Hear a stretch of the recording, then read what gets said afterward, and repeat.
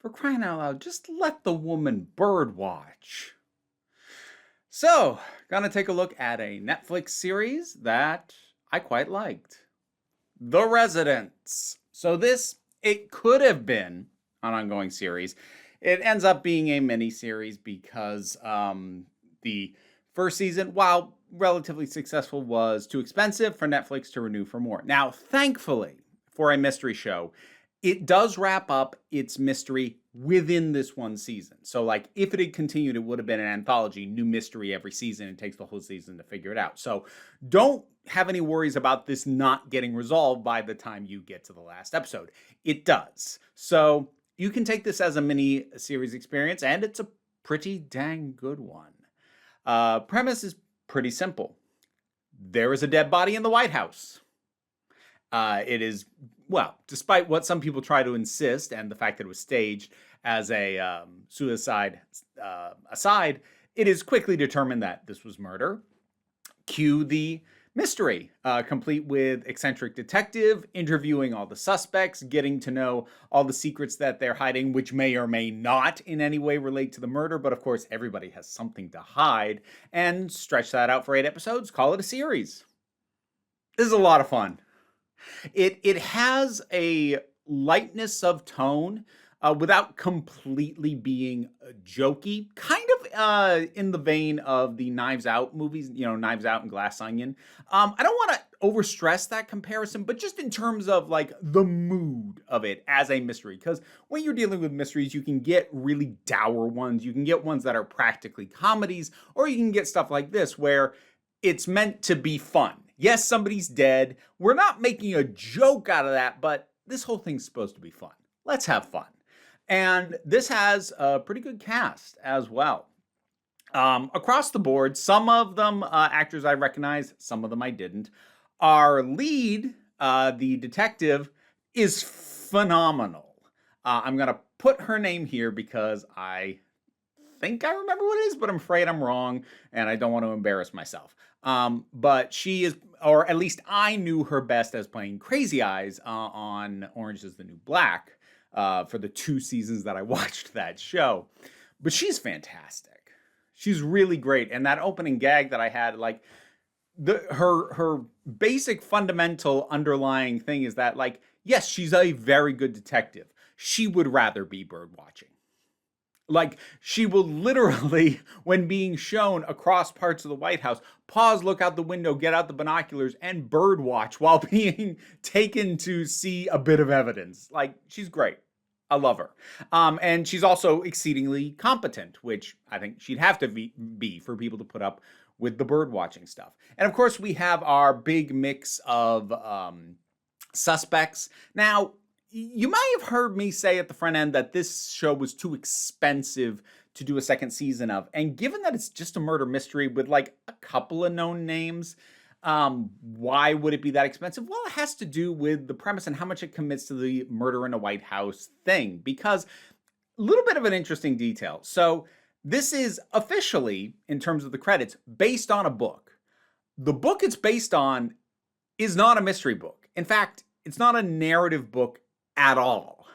The book that it's based on was just a book about the running of the White House, the ins and outs of, how different staff interact, what their jobs are, the way that their jobs come into conflict, whose job it is to try and smooth all that over, and the kind of wrenches that can get thrown into everything. That's what the book was about, and clearly the people behind the show read that and went, wow, that's a lot of fascinating detail about the running of the White House. What kind of story could we tell that would give us the ability to show all these ins and outs of the staff and how they run the house and just enjoy the fullness of the White House as a building? We'll do a murder mystery.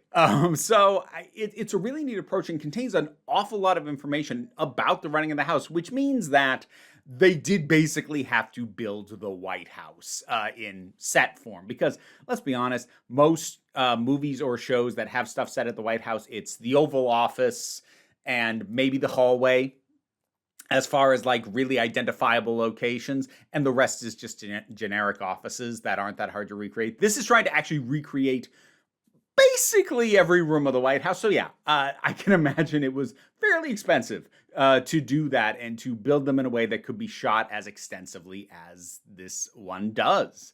But it does really draw you in to just, again, all the ins and outs sort of are lead into this. We have the detective, but we also have the head usher whose job it is to coordinate all this. Well, I should say the new head usher, because the victim is the previous head usher and somebody has to keep running things.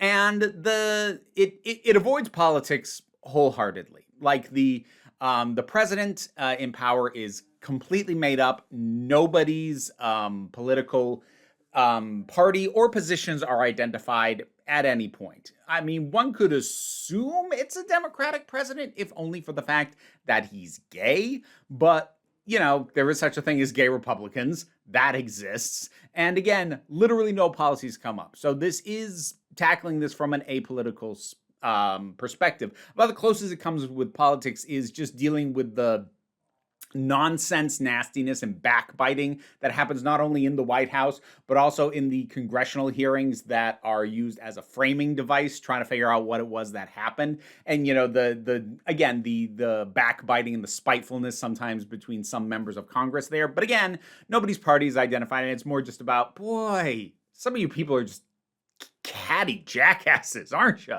And that sort of nonsense knows no party affiliation. So while I would normally criticize something like this for being apolitical, I think they actually handle that pretty well. And I actually had to stop and think about it like, oh, it was pretty apolitical, wasn't it? It doesn't feel like they're afraid to tackle the idea of any specific politics. They're just very deft about avoiding having to do so. It doesn't come up naturally in the course of anything. So yeah, that plays pretty well. One other thing, like tiny detail. This is a small thing, but I really appreciated it. This has a pretty diverse cast in terms of race, gender, but also body size. There are 4 or 5 significant recurrent characters, including the lead detective, who definitely by Hollywood standards would be considered bigger people. And there isn't a single fat joke. 8 episodes. Not one. Not even with the character who has a sexual encounter. There's with someone who is more classically beautiful than they are. Again, by Hollywood standards. And there isn't a single joke made about that. Do you know how weirdly relieving it was to watch something like this with these characters there and just waiting for somebody to make a fat joke, and nobody did. Oh, that was great. It's like watching a trans character show up and nobody makes a pronoun joke. Like, oh, wow, thank you for showing you don't have to do that. Like, literally only one of them is described as quote unquote a big guy, but that's literally a physical descriptor because he's also tall. So, yeah. Again, tiny thing, but I appreciated it. Like, you see? You see, it's not that freaking hard. I don't want to get into spoilers. I will say that, you know, there is some catharsis to be had in terms of some characters that you are very clearly intended to not like at all. And there's some catharsis with some of the directions things go with there. And there are other characters you're meant to be more conflicted about. And others that you are clearly intended to, you know, to warm up to, and the balance and the mix of those is all handled pretty well. Again, I don't want to oversell it in terms of like being a real deep all-time classic mystery, but it strikes the balance for a fun mystery story. We learn more about the characters. We get flashbacks. We get conflicting flashbacks because different people will give different accounts and give very different impressions of what they think of other people. And then other people will contradict what it was they said, because somebody will go, oh yeah, I got along with them great. Then we'll cut to an interview with somebody else like, oh no, they fought all the time. And it balances all of that really well in a way that flows quite well. This is a very easy show to binge. Like, I would say take a weekend. I mean, you could do it in a day. It's 8 episodes. But, you know, take a day or take a weekend, just burn through it. It's fun. It's a good time. And it's a shame we're not going to get more, because I really liked this detective. And a bit like Benoit Blanc, I would have really liked to have seen Cordelia Cup, yep, that's her name, just show up somewhere else with a new cast to do a new mystery. I would have been real on board with that. If this is all we get of her, that is kind of a shame, but it's still a good piece, so I'll take it. The Residents. You've seen it. What'd you think about it? Whatever your thoughts are, drop something down in the comments and let's talk about it. Patreon pays the bills and enables me to do this as my living. Even if you can't help me out that way, like, share, subscribe. Those all help. Don't worry too much about it, though. We take a relaxed attitude around here, so you can just come on back next time you need a break. And now to thank my highest supporting patrons: Robin Moore, Jared Boyce, Zubin Lutfullah, Auntie Kate 808, Mira G, Angry Casperl, Dave Hall, Movie Turtle, Oliver B, Sean Miller, Welsh Wrestling Geeks, Melissa Pedersen, Mary Mello, Becky Sparks, Loki Eris, Tracy Scrabbit, Pal Barabajoggle, and Sir Didymus is my favorite. Don't worry, the rats are all fine, but my rat wrangler is not here right now, and I thought we could have Archie say hi. Or not.